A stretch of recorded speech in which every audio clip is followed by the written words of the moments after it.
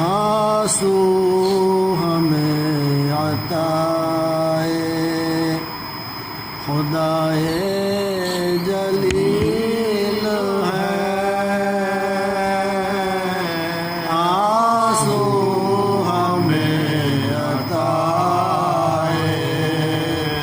خدائے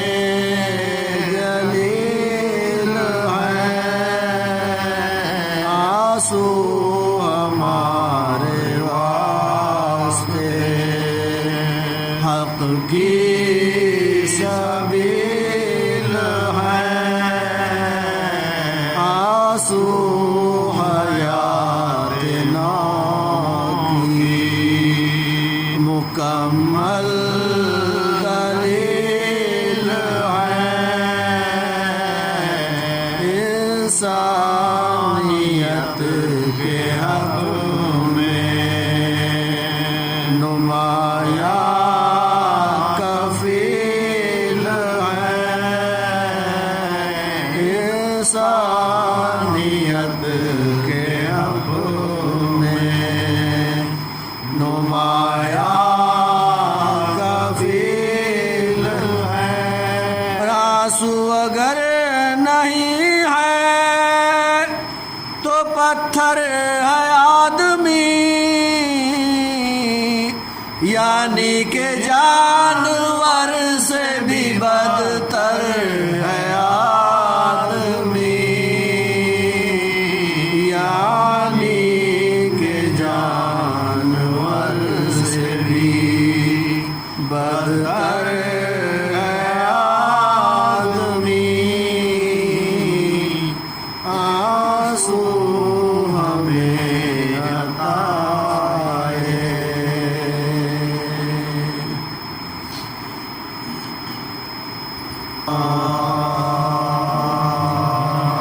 وہی حسین جو صبر و رضا کا مالک ہے، وہی حسین جو جود و سخا کا مالک ہے، وہی حسین جو بحر عطا کا مالک ہے، وہی حسین جو کرب و بلا کا مالک ہے، وہی حسین جو کرب و بلا کا مالک ہے، وہ جس کے باپ کو مرضی کردگار ملی، وہ جس کے باپ کو خالق سے ذوالفقار ملی، وہ جس کے باپ کو خالق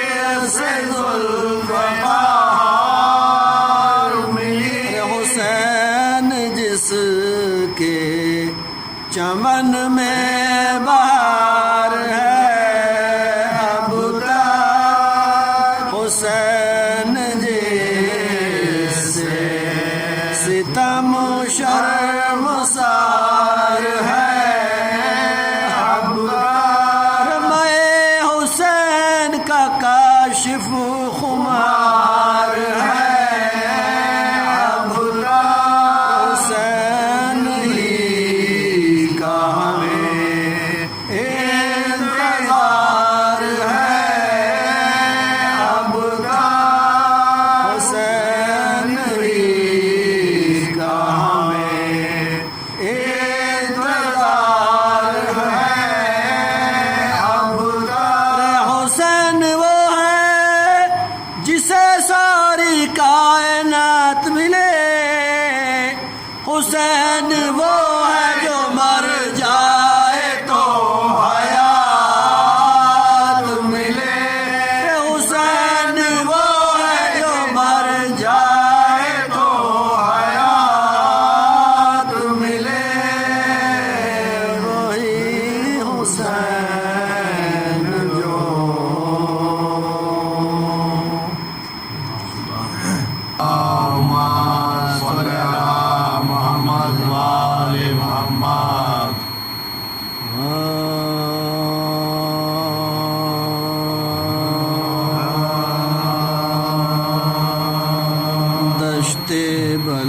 میں گم علی اکبر کی لاش ہے دشت بلا میں گم علی اکبر کی لاش ہے فرزند فاطمہ کو پسر کی تلاش ہے زخم جگر پانا خون غم کی خراش ہے سنگ علم سے شیشہ دل پاش پاش ہے سنگ علم سے شیشہ دل پاش پاش ہے بانوں کو غم ہے لے حرم درد مند ہے پسر کی گھر میں صدائے بلند ہے پسر کی گھر میں صدائے بلند ہے پوشیدہ چشم سے جو وہ نور نگاہ ہے صبت نبی کی آنکھوں میں دنیا سیاہ ہے تھرا رہے ہیں ذوق سے حالت تباہ ہے نالین پاؤں میں ہے نہ سر پر گلاب ہے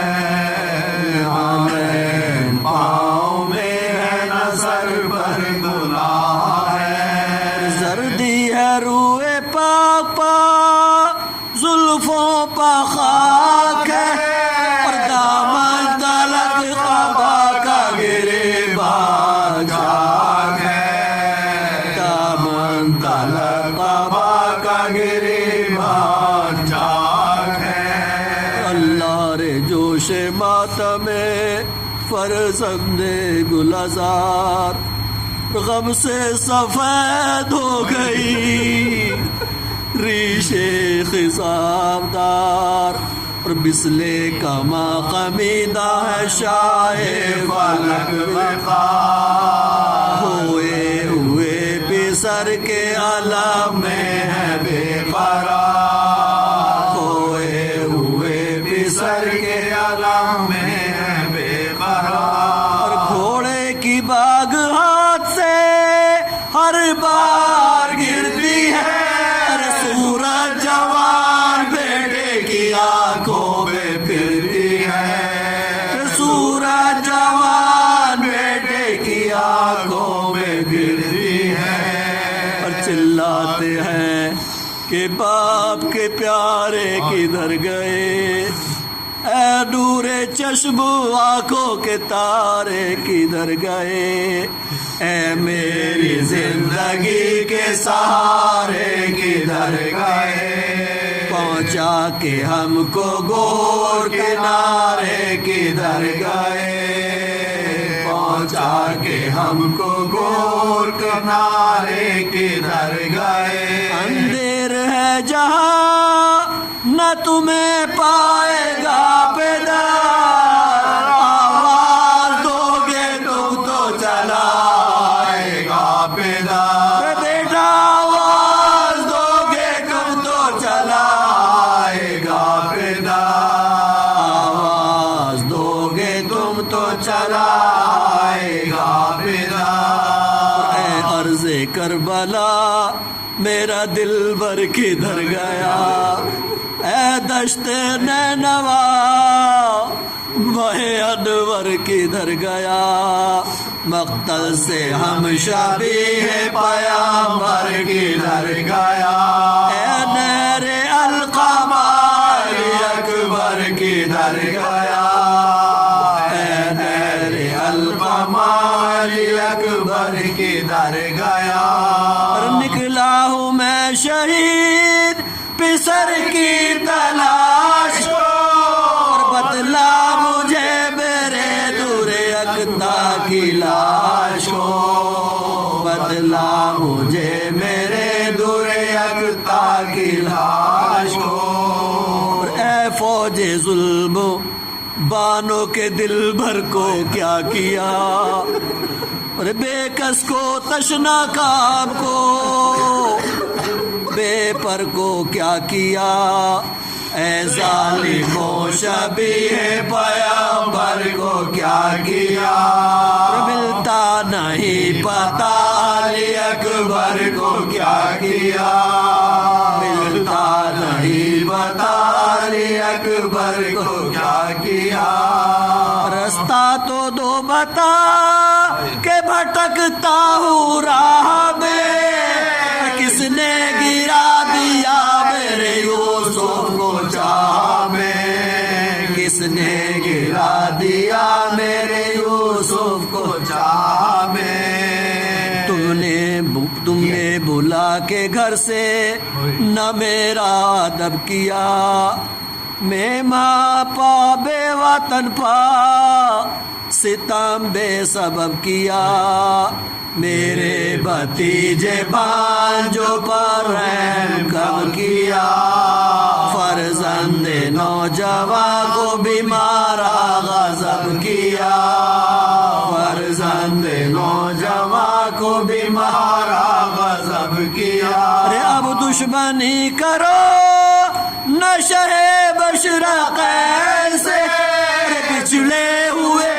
سر سو ملا دو حسین سے بچھڑے ہوئے پسر کو ملا دو حسین سے اور یہ کہہ کے ہر طرف گئے با چشمے اشک بار لیکن ملا نہ شاہ کو فرزند نامدار خیمے کی سمت آئے جو روتے بحال زار چلائی سر کو پیٹ کے فضا جگر فگار چلائی سر کو پیٹ کے فضا جگر فگار یا شاہ میں بھی آنے کو تھی فوج شام میں ملتی نہیں ہے زینب بے کس قیام میں ملتی نہیں ہے زینب بے کس قیام میں ارے یہ سن کے خاک اڑانے لگے سرور زمان اور جا پہنچے لاشے علی اکبر پہ ناگہاں دیکھا کہ بنت فاطمہ با چشم خوب شان لاشے کے گرد پھرتی ہے بانا لہو فغان لاشے کے گرد پھرتی ہے بانا لہو فغان نہ دوش پر ردا ہے نہ سر پر نقاب ہے کانوں میں بندے ہلتے ہیں یہ اضطراب ہے کانوں میں بندے ہلتے ہیں یہ اضطراب ہے چلاتی ہے کہ گود کا پالا کہاں گیا آنکھوں کا نور گھر کا اجالا کہاں گیا چشموں چراغ سید والا کہاں گیا میرا وہ گلمبے گیسو والا کہاں گیا میرا وہ لمبے گیسو والا کہاں گیا دو بیٹے کھو کے پالا ہے اس نونہال کو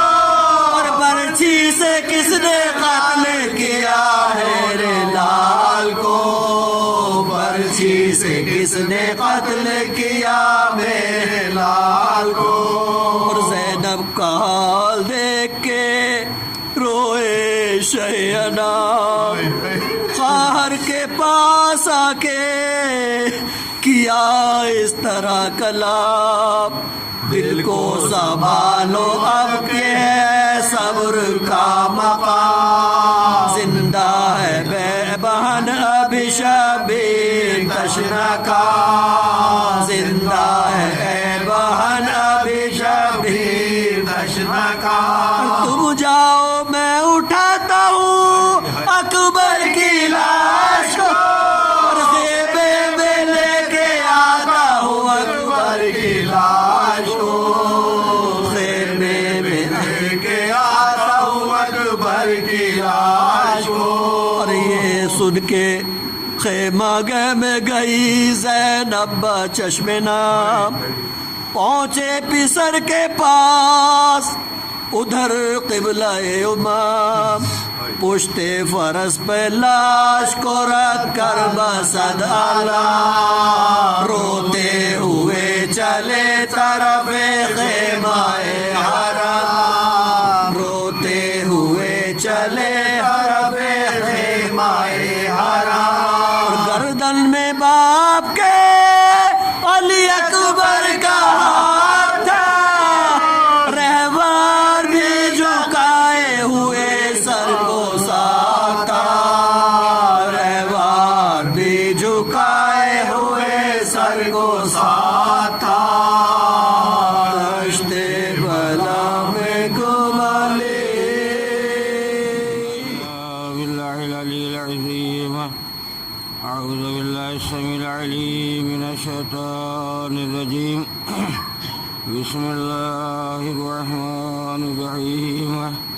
الحمد لله رب العالمين، الصلاة والسلام على أشرف الأنبياء والمرسلين، خاتم النبيين سيدنا ومولانا أبي القاسم محمد،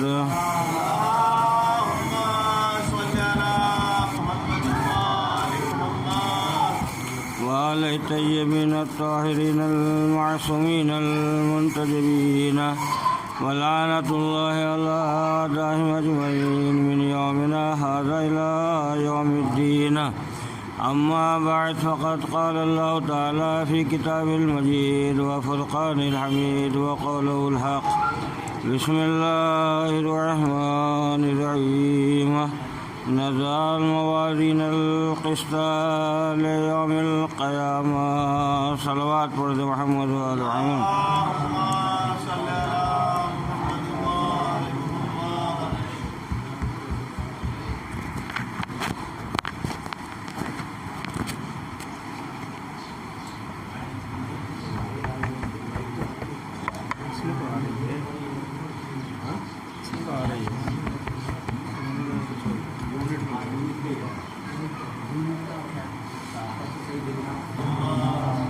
پروردگار عالم قرآن مجید میں ارشاد فرما رہا ہے، نزل موازین القسط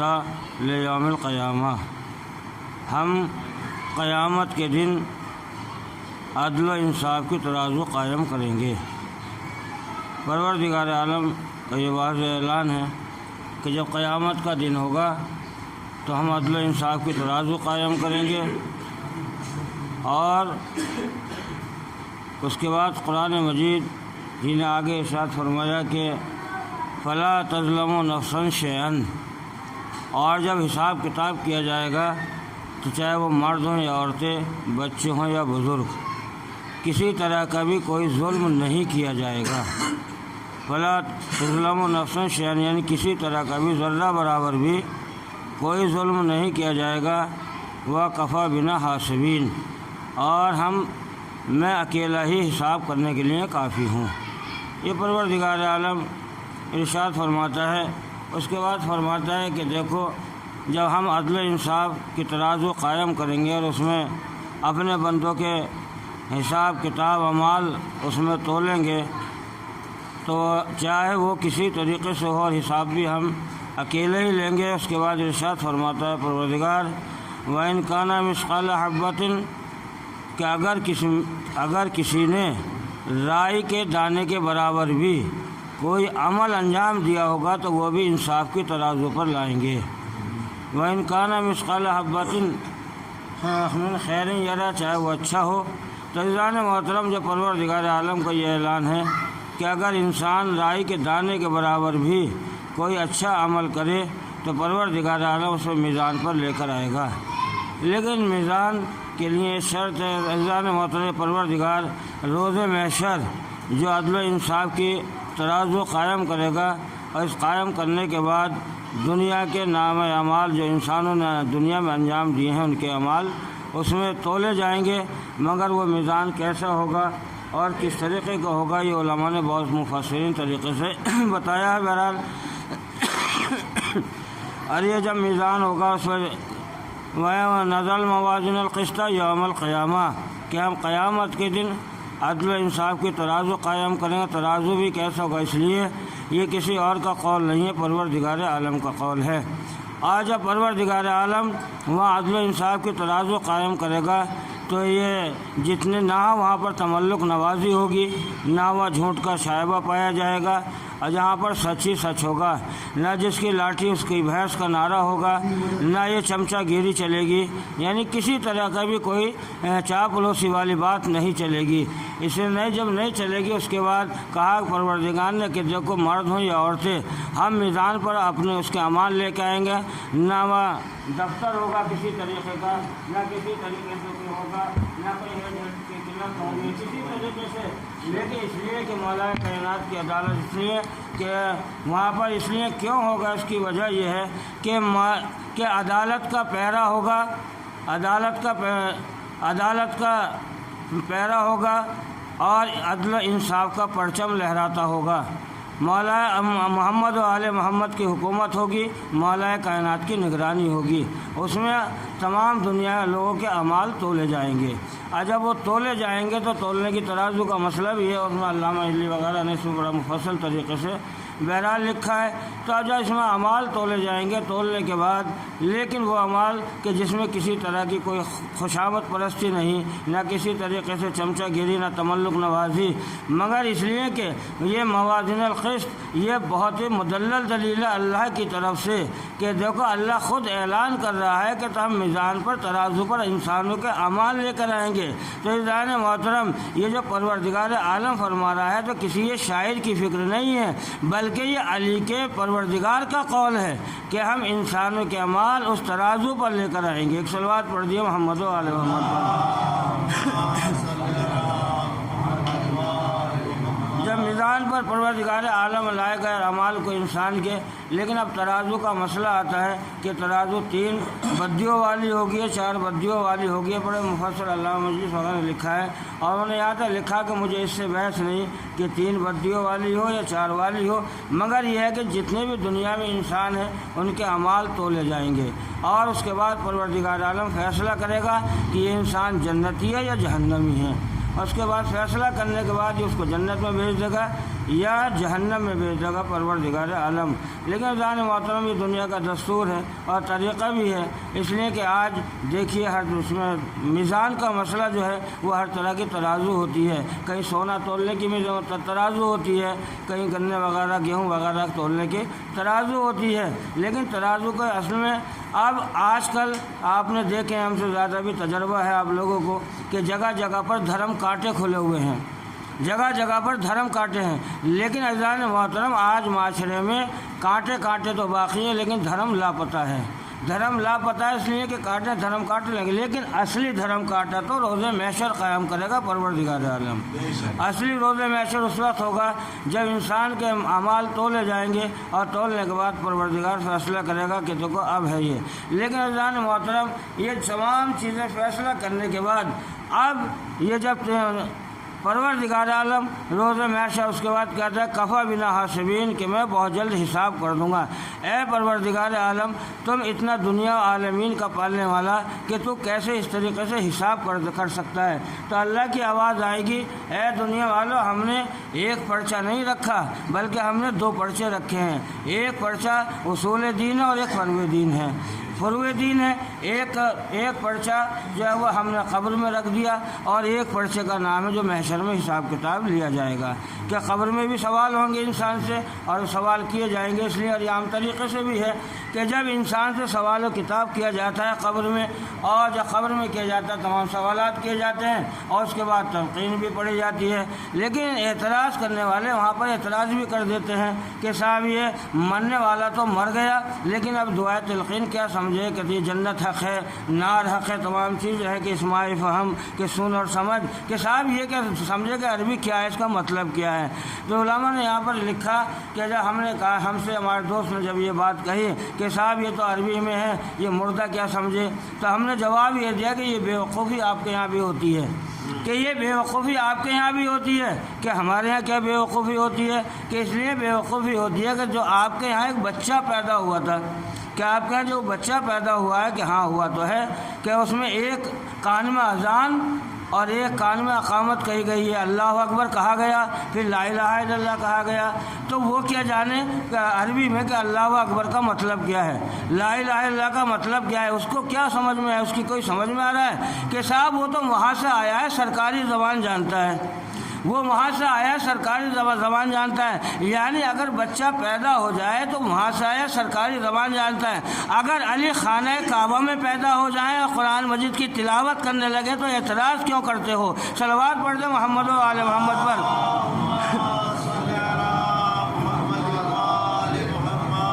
محترم تمام یہ چیزیں پائی جاتی ہیں، اور ہونے کے بعد اب یہ تمام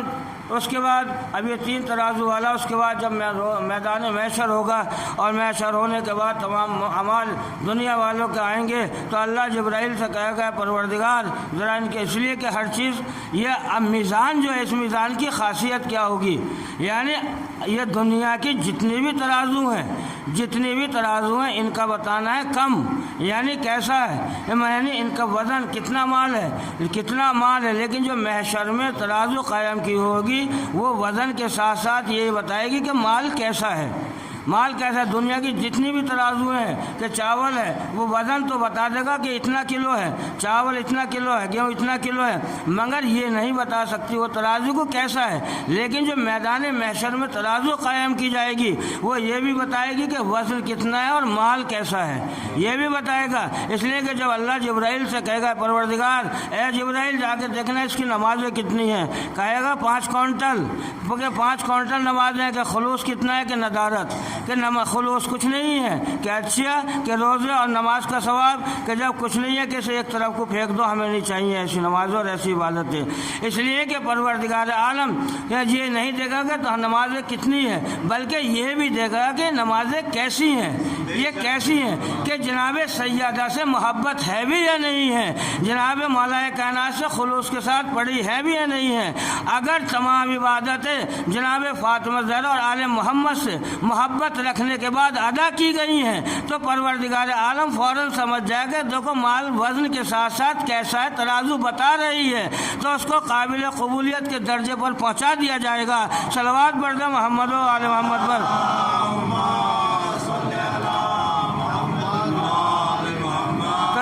محترم جب یہ حج، روزہ، خم، زکوٰۃ جتنے بھی ہیں تلنے کے بعد فیصلہ یہ ہوگا کہ مال کیسا ہے، اگر وہ جو اللہ اس کے رسول نے بیان کیا ہے اس کے مطابق ہیں تو قابل اعتبار ہیں، ورنہ قابل اعتبار نہیں ہے۔ تو عزیزان محترم بس 1-2 باتیں آپ کی خدمت میں، اور اس کے بعد آپ اس لیے کہ عزیزان محترم ترازو کا کام ہے، تو اس لیے معصومین نے فرمایا کہ دیکھو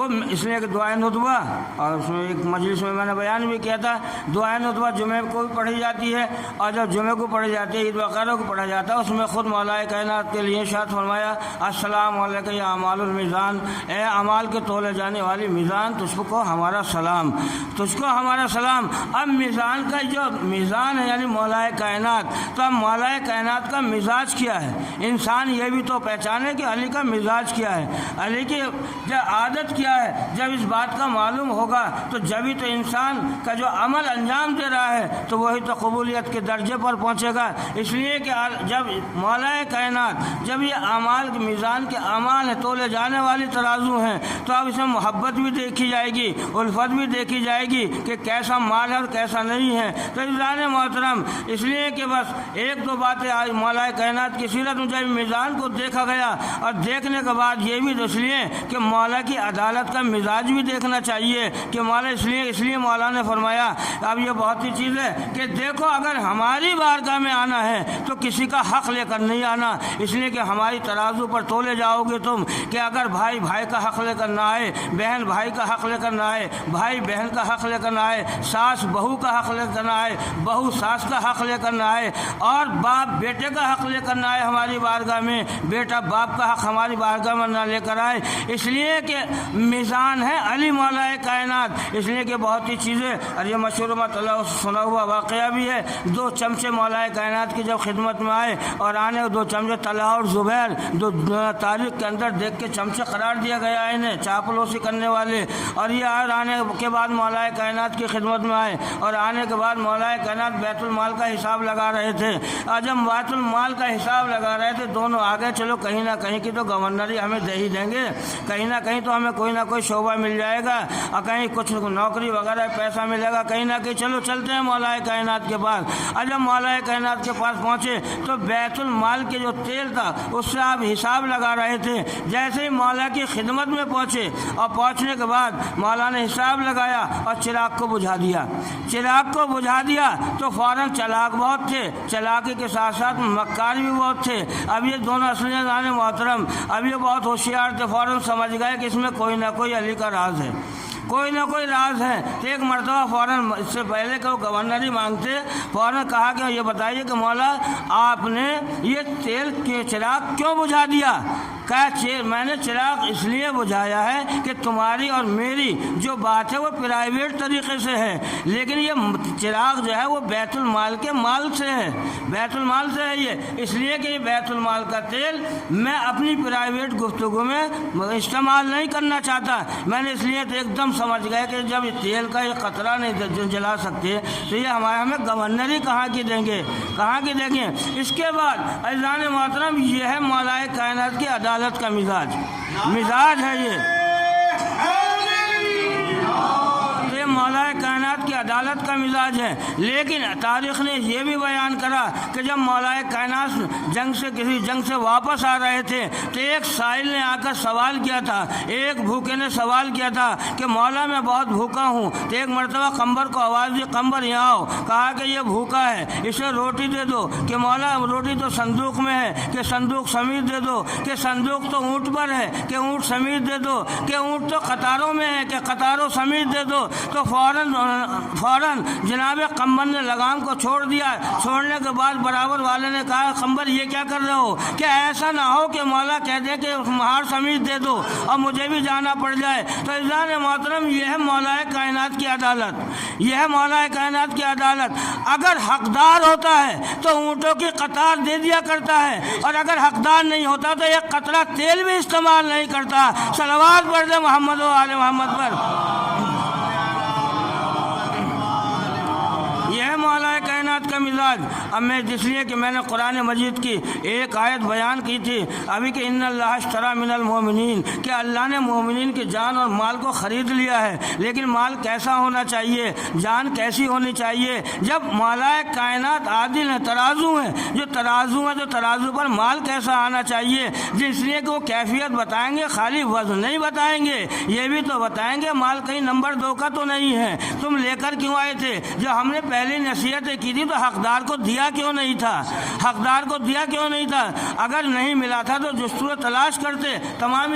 کیفیت معصومین کی۔ تو جب اس کے ذیل میں ایک واقعہ ملتا ہے، بہت ہی مشہور و معروف بھی واقعہ ہے، کہ ایک مولا کا چاہنے والا، اور یہ نہج البلاغہ میں بھی ہے، یہ نہج البلاغہ میں مولا خود فرماتے ہیں، عاصم ابن زیاد حارثی یہ مولا کا چاہنے والا تھا، عاصم اور مولا کا چاہنے والا، اور اس کا بھائی آیا مولا کائنات کی خدمت میں، اور آنے کے بعد کہا مولا میرے بھائی نے بہترین کھانا چھوڑ دیا ہے، میرے بھائی نے بہترین لباس پہننا چھوڑ دیا ہے، کہ معلوم نہیں کیا وجہ ہو گئی، کیا بات ہو گئی، نہ وہ اچھی غذا کھاتا ہے نہ اچھا لباس پہنتا ہے۔ تو ایک مرتبہ مولا نے کہا کہ میں آؤں گا سمجھا دوں گا۔ مولا نے کہا دیکھیے مولا کے جملے دیکھیے تاریخ میں کیسے کیسے لکھے ہیں کہ میں آؤں گا سمجھا دوں گا۔ مولا کائنات پہنچے اور پہنچنے کے بعد کہا کہ یہ بتاؤ کہ یہ تم نے کون سا طریقہ اپنا رکھا ہے، یہ کیا حالت بنا رکھی ہے، کیا یہ اچھا نہیں ہے؟ کہا کہ کیوں اچھا نہیں، کہ اس لیے اب یہ اچھا نہیں ہے، اس لیے اب مولا کے جملے دیکھیے۔ مولا کائنات فرماتے ہیں کیا تو اچھی غذا اس لیے نہیں کھاتا کہ تیری غذا کیا حرام سے آئی ہے، کہ یہ حرام سے آئی ہے، جو تو اچھی غذا نہیں کھاتا، اچھا لباس اس لیے نہیں پہنتا کہ ناجائز طریقے سے حاصل ہوا ہے؟ کہا اب اس نے سر جھکایا، سر جھکانے کے بعد کہا کہ مولانا ایسا تو نہیں ہے، ایسا تو نہیں ہے، اچھا میں معافی مانگتا ہوں، آج سے میں اچھی غذا بھی کھاؤں گا اور اچھی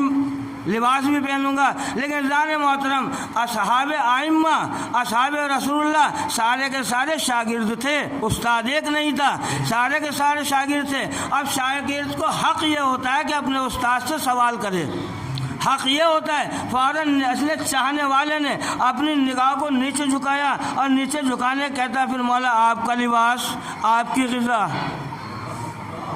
ارے مولا کا جملہ تھا کہ مولا اس لیے سوال کیا چاہنے والے نے کہ پھر مولا آپ کا لباس، ارے آپ کی غذا، اس لیے کہ مولا کے جتنے بھی واقعات ہیں نا 3.5 سال کے اندر کے واقعات ہیں۔ جس آپ نے 3.5 سال حکومت کی ہے اور بعض روایت میں 4 سال تک آتا ہے، تو اس وقت کے یہ واقعات ہیں یہ کہ پھر مولا آج یہ آپ کی غذا۔ تو تاریخ نے لکھا کہ مولا اس پر غصے ہوئے، بہت زیادہ غصے ہوئے، پیشانی پر غصہ آ گیا، ایک مرتبہ پیشانی کی بھویں سکڑی اور ایک مرتبہ فرمایا کہ تیری اور میری برابری ہو سکتی ہے کہ تیری اور میری برابری نہیں ہو سکتی۔ تو اللہ یعنی اللہ کے نمائندے نے یہ بھی بتا دیا، اے جاہل و نمائندو، اللہ کے بنائے ہوئے نمائندے کی انسانوں کے بنائے ہوئے کی برابری نہیں ہو سکتی ہے۔ صلوات پڑھ دے محمد و آل محمد پر۔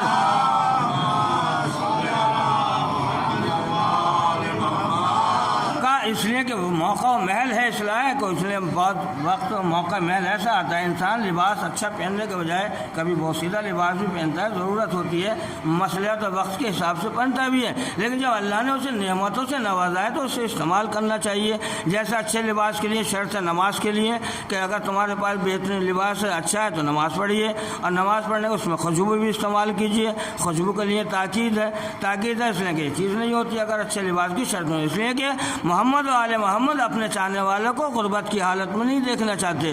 وہ تو یہ چاہتے ہیں کہ جب مال ان کے پاس ہوگا تو جبھی تو دوسروں کی مدد کریں گے۔ تو جانو کہ تیری اور میری برابری نہیں ہو سکتی ہے۔ تو ایک مرتبہ یہ ہمارا بھی دستور ہے، دنیا والوں کا بھی دستور ہے یہ بات تو، اور یہ عام طریقے سے آتا ہے کہ ایک کے پاس مثلا بہترین مکان ہے اور ایک کے پاس جھونپڑا ہے، اور جھونپڑے والا کسی بات پہ اعتراض کر دے، کوئی بات کہہ دے تو کہہ دیا جاتا ہے عام طریقے سے تیری میری برابری نہیں ہے۔ ایک کے پاس بائک ہے، 4 پہیے گاڑی ہے، ایک کے پاس سائیکل بھی نہیں ہے، موٹر سائیکل ہے، کہ بھائی تیری میری کوئی برابری نہیں ہے۔ تو اس طریقے سے کہہ دیا جاتا ہے، لیکن اسی کے طریقے میں اب جب کہہ دیا جاتا ہے تو یہ برابری نہیں ہو سکتی ہے۔ تو عزیزان محترم مولانا نے یہ بتایا یہاں پر کہ دیکھو ہمیں معصوم اللہ کے نمائندے، میں یہ چاہتا ہوں کہ میری حکومت میں کوئی بھی ایک انسان بھوکا نہ سوئے،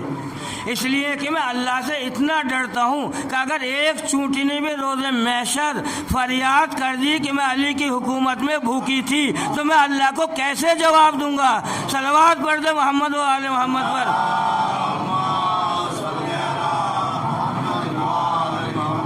اس کے بعد دوسرا واقعہ آپ سنتے رہتے ہیں، اسی کے ذیل میں سنتے رہتے ہیں کہ ایک فقیر آیا جو مسجد میں مولا کائنات موجود تھے اور موجود ہونے کے بعد آپ نے کھانا شروع کیا، اور وہ روٹیاں جو گھوٹوں سے توڑی جاتی تھیں ان کو کھا رہے تھے، اور اس مرتبہ ایک چاند وہاں بھی مسجد میں عبادت کر رہا تھا، اس نے جب قریب دیکھا تو کہا کہ اللہ معلوم ایسا ہوتا ہے کہ آپ بھوکے ہیں، یہ کھانا کھا لیں۔ دونوں نے کھانا شروع کیا، لیکن مولا کائنات کھاتے رہے، لیکن اس سے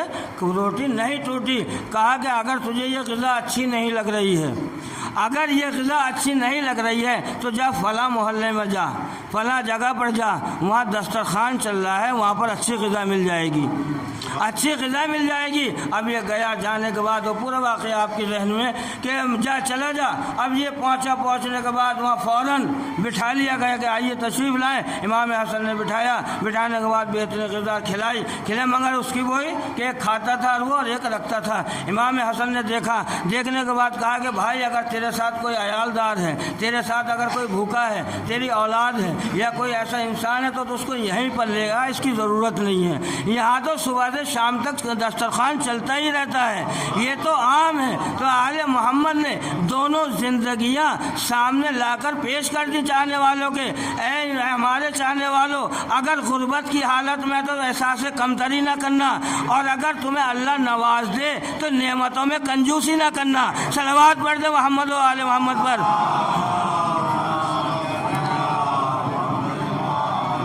ایک مرتبہ یہ کہتا کہ نہیں میرے ساتھ تو کوئی نہیں ہے، لیکن میں ایک انسان کو ایک غریب اور فقیر یہ لفظ ہے اس میں کہ میں غریب اور فقیر کو مسجد پر دیکھ کر آیا ہوں کہ وہ سوکھی ہوئی روٹیاں کھا رہا ہے۔ امام حسن نے کہا کہ وہ غریب اور فقیر نہیں ہے، ارے وہ تو مولا امیر المومنین ہے، میرے باپ علی ابن ابی طالب ہیں، وہ علی ابن ابی طالب ہیں، وہ دنیا کو تقسیم کرنے والے ہیں، خود سوکھی روٹی پر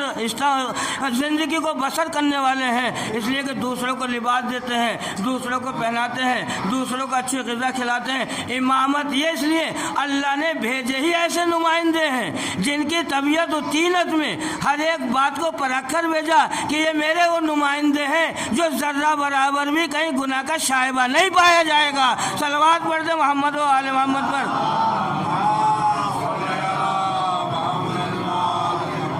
بھائیان محترم، لیکن یہی شائبہ اب اگر آپ دیکھیں، چاہے وہ امام حسن ہو، چاہے وہ امام حسین علیہ السلام ہو، یہاں تک کہ کربلا میں جتنے بھی صحابی تھے، جتنے بھی چاہنے والے تھے، وہ بھی اسی طریقے سے کہ جس نقش قدم پر امامت چل رہی تھی اسی طریقے پر امام کے صحابی چل رہے تھے، اس لیے کہ انہیں یہ علم تھا کہ اب ہمیں موت آنے والی ہے۔ اللہ نے کسی کو علم موت نہیں دیا، کسی کو دیا ہی نہیں کہ موت کب آئے گی، لیکن کائنات کی تاریخ میں اگر ایک ہے تو صرف کربلا ایک ایسی ہے کہ جس میں امام حسین علیہ السلام نے اپنے چاہنے والوں کو موت کا علم دے دیا تھا کہ تو میں کس طریقے سے موت آئے گی، کس طریقے سے شہید کیے جاؤ گے، لیکن ہر جو بھی چاہنے والے تھے کسی کے چہرے پر غمزدگی نہیں تھی، غمزدہ نہیں تھے، بلکہ ہر چہرے پر خوشی محسوس ہو رہی تھی کہ ہمارا ہادی ایسا ہے، ہمارا اس طریقے سے ہے، اور اسی لیے تو جذبہ قربانی ابھر رہا تھا، ایک دوسرے سے کہہ رہا تھا، اس لیے کہ بوڑھے جوانوں سے کہہ رہے تھے کہ ہمارے جانے کے دن ہیں، بوڑھے جوانوں سے کہہ رہے تھے کہ نہیں کہ تو ہمارے مرنے کے دن ہیں، یہاں تک کہ بوڑھوں نے کہا جوانوں سے تمہاری زندگی گزارنے کے دن ہے، تم جوان ہو، ہم بوڑھے ہیں، ہم مر جائیں گے، کوئی بات نہیں ہے۔ جوان یہ کہہ رہے تھے ہماری ایسی جوانی سے کیا فائدہ کہ ہم اپنے حسین پر، اپنے امام پر قربان نہ کر سکیں، اپنے اسلام پر قربان نہ کر سکیں، ایسی جوانی سے کیا فائدہ۔ عزیزان محترم، یہی تو ایک دوسرے سے آ رہے تھے، مل کر ہنس رہے تھے، اور یہی تو اعلان تھا ان امام چاہنے والوں کا کہ دیکھو حسین کے پاس جانا تو مسکراتے ہوئے جانا، تاکہ مولا کو یہ احساس نہ ہو جائے کہ میرے چاہنے والے بھوکے اور پیاسے ہیں، میرے چاہنے والے بھوکے اور پیاسے، یہ احساس نہ ہو جائیں۔ اور چاہنے والے گئے بھی، اور پھر بات تاریخ میں یہ ملتا ہے کہ آپس میں مزاح بھی کیا کرتے تھے، مزاح ایک دوسرے سے مزاح بھی کیا کرتے تھے۔ صحابی ابن مظاہر، مسلم ابن اوسجا، زہیر ابن قین یہ کہا کرتے تھے کہ مزاح کا وقت نہیں ہے، تو آپس میں کہا کرتے، بتائے کتنا اچھا وقت ہے، جب مولا ہمیں اجازت دیں گے ہم اپنی جانوں کو قربان کر دیں گے، کہ بتائے کتنا بہترین سنہرا وقت بس عزاداران مظلوم کربلا۔ دیکھیے آپ، جناب علی اکبر اور جناب قاسم عشر عاشور یعنی عاشور کی رات، عاشور کی صبح میں جیسی رات ختم ہوئی، دن نکلا، جناب علی اکبر اور جناب قاسم آپس میں گفتگو کر رہے تھے، تو یہ کہہ رہے تھے کہ بھیا پہلے ہم قربان ہوں گے، وہ کہہ رہے تھے نہیں بھیا پہلے چچا پر میں قربان ہوں گا، یہ گفتگو کر رہے تھے۔ ایک مرتبہ جناب قاسم نے کہا اے بھیا اگر تم مجھ سے پہلے چلے گئے، شہید ہو گئے، تو حسین کی نگاہ کمزور ہو جائے گی، کہ چچا کے سے دکھائی نہیں دے پائیں گے اور نہیں دیکھ پائیں گے، نور نظر ختم ہو جائے گا، اس لیے کہ آپ کی وجہ سے حسین کی آنکھوں میں نور ہے، یہ نور ختم ہو جائے گا، اندھیرا چھا جائے گا۔ تو ایک مرتبہ اتنے میں ہی جب گفتگو ہو رہی تھی، عباس علمدار خیمے سے باہر آئے، آنے کے بعد آپ نے اس بات کو سنا، جب بات فوراً یہ کہا، عباس علمدار علیہ السلام نے فرمایا اے بھتیجو، نہ جناب علی اکبر اور نہ جناب قاسم، بلکہ تم دونوں سے پہلے میں شہادت پیش کرنے کے لیے جاؤں گا۔ تو ایک مرتبہ جناب قاسم نے کہا کہ نہیں ایسا نہیں، پہلے آپ جائیں گے۔ تو پھر جناب عباس علمدار کیسے ہیں کہ دیکھو کہ ایک شہید ہوگا تو آنکھوں کا نور ختم ہو جائے گا، دوسرا شہید ہوگا تو حسین کی کمر ٹوٹ جائے گی، اور جناب قاسم نے فرمایا کہ میں یہ نہیں چاہتا کہ میں اپنی زندگی میں حسین کی نگاہ کمزور ہو جائے اور حسین کی کمر ٹوٹ جائے، میں یہ نہیں چاہتا۔ بازاداران مظلوم کربلا امام حسین قریب آئے، اس گفتگو کو سنا، سننے کے بعد اپنی آغوش میں لے لیا، آغوش میں لینے کے بعد کہا بیٹا تو یتیم نہیں ہے۔ جناب قاسم سے کہا یتیم نہیں ہے، ابھی تو حسین زندہ ہے، ابھی تو حسین زندہ ہے۔ بازاداران مظلوم کربلا جب شب عاشور آئی اور شب عاشور آنے کے بعد صحابیوں میں چاہنے والوں میں یہ گفتگو ہو رہی تھی شب عاشور، ایک پروگرام یہ طے پا رہا تھا کہ یہ بتاؤ کہ پہلے قربانی کون پیش کرے گا، پہلے قربان کون پیش کرے گا؟ تو تاریخ نے لکھا حبیب نے مظاہر نے مشورہ دیا، حبیب نے مظاہر نے مشورہ دیا تمام چاہنے والوں کو، اور چاہنے والوں نے کہا، حبیب نے مظاہر نے یہ مشورہ دیا کہ بنی ہاشم سے پہلے، یعنی خاندان رسالت کے بچوں سے پہلے، حسین کے بچوں سے پہلے ہمیں شہادت پیش کرنا ہے، ورنہ یہ زمانے والے ہمیں زندگی بھر تانے دیں گے کہ دیکھو حسین کے کیسے چاہنے والے تھے، حسین کے رشتہ دار تو باقی رہے، یہ حسین کے رشتہ دار تو قتل ہو گئے اور خود باقی رہے، تو یہ دنیا والے ہمیں تانا نہ دے پائیں تو حسین پر پہلے ہمیں اپنی جان قربان کرنا ہے۔ اس بات کو، اس آواز کو عباس علمدار نے سنا، سننے کے بعد سب کو اکٹھا کیا، جناب قاسم اور محمد جتنے بھی تھے، اور ان کو اکٹھا کرنے کے بعد کہا دیکھو اصحاب میں یہ طے پایا ہے کہ پہلے ہم جان قربان کریں گے، مگر اصحاب سے پہلے ہمیں جان قربان کرنا ہے،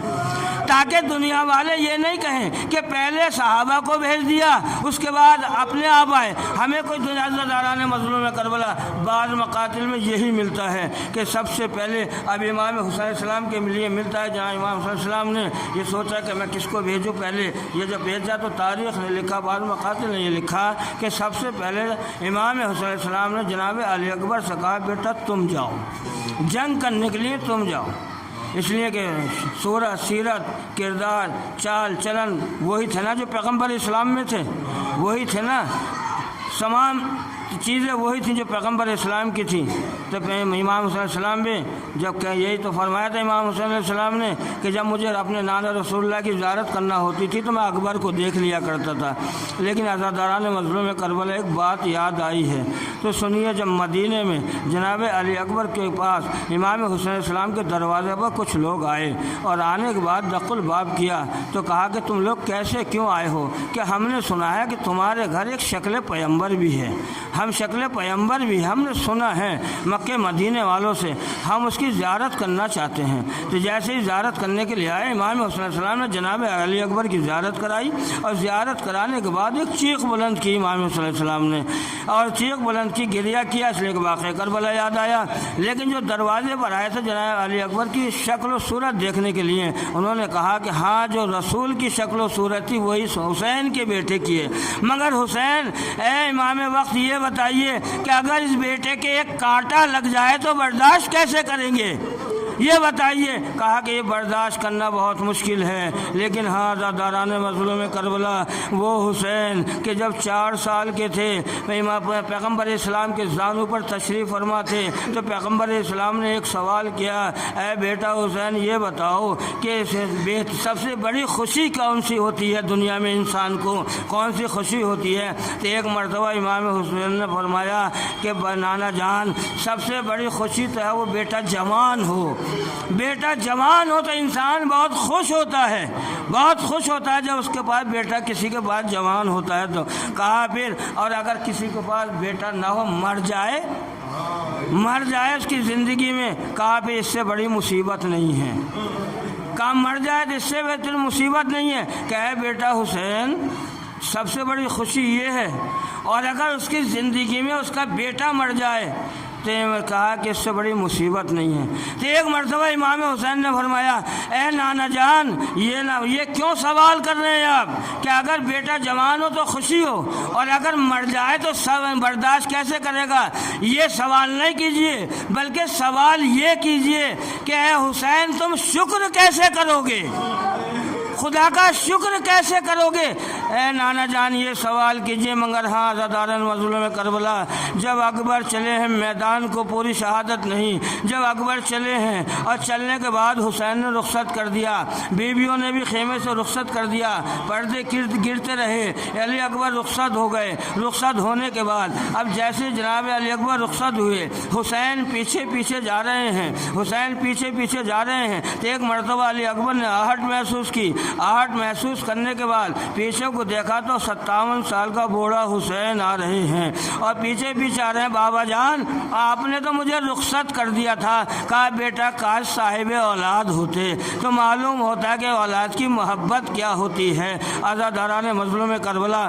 علی اکبر گئے اور جانے کے بعد جب میدان میں لڑتے رہے، ایک مرتبہ تاریخ نے لکھا امام حسین علیہ السلام خیمے کے دروازے پر تشریف فرما تھے، پردہ کا آہٹ ہوئی، پردہ ہلا خیمے کا، آپ نے محسوس کیا کہ ایک مرتبہ پردے کو جب ہٹایا تو ام لیلا خیمے کے دروازے پر بیٹھی ہوئی ہیں، تو ایک مرتبہ کہا ام لیلا یہاں کیوں بیٹھی ہوئی ہو؟ کہ وہ میرے والی و وارث میں آپ کے چہرے کو دیکھ رہی ہوں، میرا منہ آپ کو چہرے کو دیکھ رہا ہے، اس لیے کہ تم باپ ہو میں ماں ہوں، جب میرے اکبر پر کوئی مصیبت آئے گی تو تمہارے چہرے کا رنگ بدل جائے گا، مجھے اس بات کا علم ہو جائے گا میرے اکبر مصیبت میں ہے، میرا اکبر مصیبت میں ہے۔ لیکن عزادارو ایک مرتبہ امام نے فرمایا ہاں ام لیلا میرا اکبر مصیبت میں ہے، مگر دعا کرو اس لیے کہ میرا اکبر سلامت آ جائے، ماں کی دعا جلدی قبول ہوتی ہے۔ ارے ام لیلا نے بیویوں کو اکٹھا کیا، دعا کرنا شروع کی، سیدانی نے آمین کہا، اکبر واپس آئے، آ تو گئے عزاداران مظلوم کربلا، مگر ایک عجیب سوال کیا،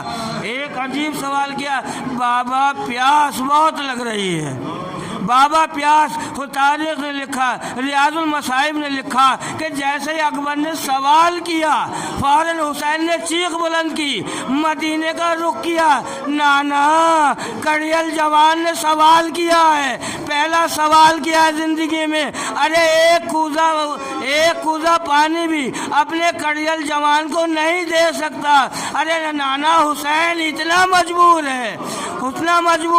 اس کے بعد علی اکبر کہ آپ کو معلوم نہیں تھا کہ خیموں میں پانی نہیں ہے، آپ کو تو یہ بھی معلوم ہے کہ خیمے میں سکینہ بھی پیاسی ہے، اصغر بھی پیاسا ہے، اور محمد شہید ہو گئے، پیاسے شہید ہو گئے، لیکن آپ نے کیوں سوال کیا؟ آپ تو خود پیاسے ہیں۔ اور جب نہیں جناب علی اکبر سے جواب دیں، ارے نادانوں میں نے سوال اس لیے کیا ہے تاکہ ہمارے چاہنے والوں کو، ہر دنیا کو یہ معلوم ہو جائے کہ ہم میدان کربلا میں کتنے پیاسے تھے، ہم کتنے پیاسے تھے۔ اب جیسے سوال کیا امام نے فرمایا اے بیٹا اکبر اپنی زبان کو میری زبان میں دے دیجئے، جیسے منہ میں دیا اکبر نے حسین کے منہ میں زبان کو دیا، فوراً نکال لی، نکالنے کے بعد کہا بابا آپ کے منہ میں تو میری زبان سے زیادہ کانٹے پڑے ہوئے ہیں، اللہ حسین کے چاہنے والوں کو زندگی میں یہ کبھی تجربہ نہ ہو، اس لیے کہ تاریخ نے لکھا کہ حسین کی زبان اس طریقے سے اکڑ گئی تھی پیاس کی وجہ سے، جیسے سوکھی ہوئی مشک ہوتی ہے، زمین پھٹ جاتی ہے، اس طریقے سے حسین کی کہ بابا آپ کی زبان تو اس طریقے سے ہو گئی ہے۔ کہا ہاں اکبر جاؤ نانا سیراب کریں گے، میدان میں ہے، بس آخری لفظ جانے محترم دو لفظ، ویسے کہ میدان میں گئے، اکبر گئے، لیکن حسین نے پھر پیچھے پیچھے گئے، جیسے آہٹ محسوس کی، بابا آپ نے تو رخصت کر دیا تھا، کہ ہاں رخصت کر دیا تھا، مگر جہاں تک جانا مجھے دیکھتے ضرور چلے جانا، میں تمہاری زیارت کرتا چلا جاؤں۔ ایک مرتبہ اکبر نے فرمایا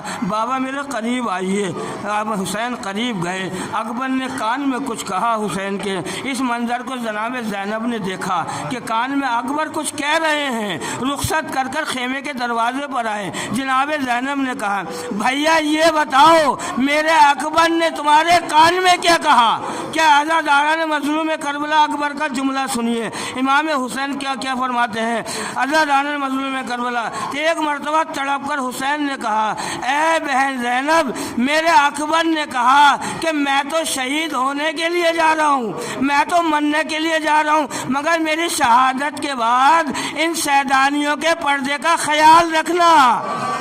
ان سیدانیوں کے پردے کا خیال رکھنا۔ ارے اکبر کو کیا معلوم تھا حسین کی شہادت کے بعد ارے خیموں میں آگ لگا دی جائے گی، سیدانیوں کے سروں سے چادریں چھین لی جائیں گی۔ اکبر کو علم نہیں تھا۔ لاشا لائے حسین زینب نے ماتم کیا۔ سے عالم اللہ جن